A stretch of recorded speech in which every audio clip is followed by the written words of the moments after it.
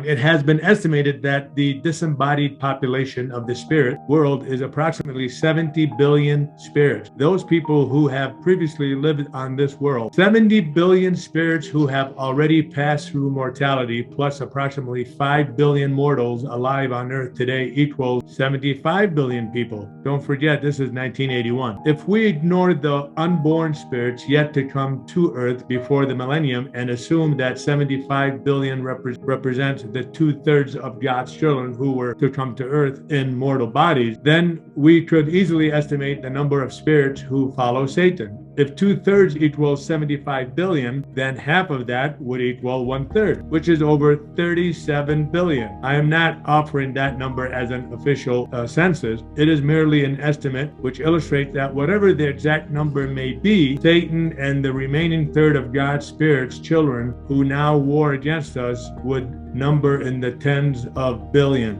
It's my understanding, if this is the same author, he said he went on to do some mathematics, and his calculation showed that that equals an average of 7 demons per living person. Because this life is supposed to be a training ground similar to going into a weight room, there has to be resistance enough to make it hard, or else we're not actually going to experience a workout. So I don't know how God balances it all. There has to be an adequate number of demon entities pushing against us and our teammates of angels so that it is a workout. Otherwise, we're not experiencing what this earth was created for. On the left side, of course, that's Heavenly Father, and He's the source of helping you to feel still. He's reassuring, leads you, enlightens you, He forgives, He calms us, He encourages, and He comforts. When you feel those as you go about your day, we get to give credit to Heavenly Father for those. On the right side, you'll see Satan rushes you, he frightens, he pushes, he confuses, condemns, he stresses you, he discourages you, and he worries you. There's a lot of people out there that I talk to, they don't really think or believe or have taken the time to really consider which source worry comes from. I've had 3 sessions today, well-educated, LDS for a long period of time. They're familiar with the concept of Satan participating in their lives, but somehow the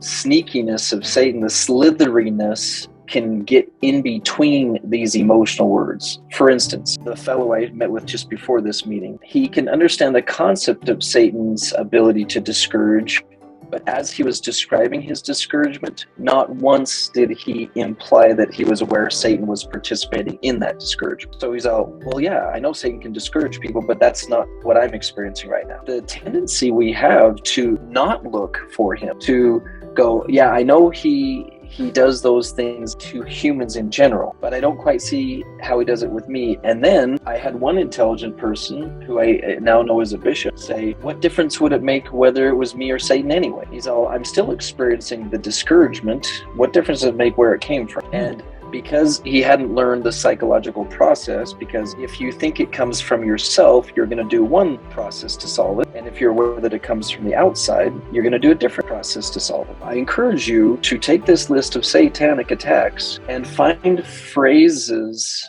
that you're familiar with in your head that are similar to these concepts, and that's how you catch him. I gain confidence in a client's long-term progress if they're itemizing what they're going to work on intentionally and building it into an on-purpose growth cycle as opposed to just hoping it's going to get fixed along the way. Many of my clients who've heard of a concept called journaling were taught a way of journaling that does not help, which is just dumping their brains onto paper. There's no mental exertion in just plopping your thoughts, feelings, and life experiences onto paper. Mental exertion is when you formulate words that you want to be going on in your head, not the ones that already have been. I want to say this instead. I want to think that instead. To formulate new ways of thinking, new ways of acting, and write them down. It is amazing how many satanic methods there are to get people to not write things down. Well, that's not really necessary. It's not important. In therapy, it's kind of fun because I'll just sit there quietly until they get a piece of paper out, even if they have to walk down to Walmart and get one and bring one back. We're waiting until you have some place to write this down. Putting down what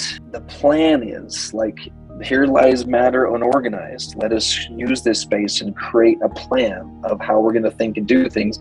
And then the exertion of repeating it. And when Satan says this, I'm going to reply with this, and you have it written down, so you can follow it and you can have it at your fingertips. That is the mental exertion. And that very last piece of it, work by words, is like creating words and putting them where you can see them and use them. It is a complete game changer for human psychological work when people move things from their heads onto paper.